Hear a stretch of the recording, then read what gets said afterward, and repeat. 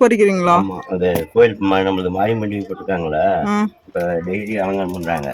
அதனால கரெக்டாக அந்த டைம் பார்த்து பூவெல்லாம் நல்லா பூத்துக்கிட்டு இருக்குது. அதனால இந்த பூ வந்து தேவலோக பூங்கிறதுனால இதை கொண்டு போய் சாமி கொடுக்கலாம். இன்னைக்கு வந்து கொண்டுட்டு போய் கொடுத்துட்டு இருக்கிறீங்க. சரிங்க, சூப்பரா.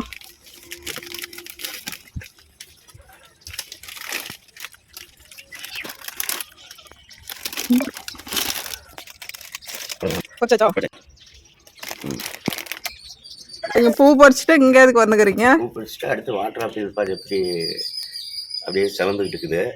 இது ஏதோ கொஞ்சம் லேசான பழம். இது ஒன்று பறிச்சு சாப்பிட்டு பார்க்கலாமா? பாருங்கதா பொறிச்சு காட்டுங்க கிட்ட. சூப்பரா இருக்குது பாருங்க. அப்படியே எவ்வளோ அழகா இருக்குது வாட்டர் ஆப்பிள். சாப்பிட்டு பாருங்க.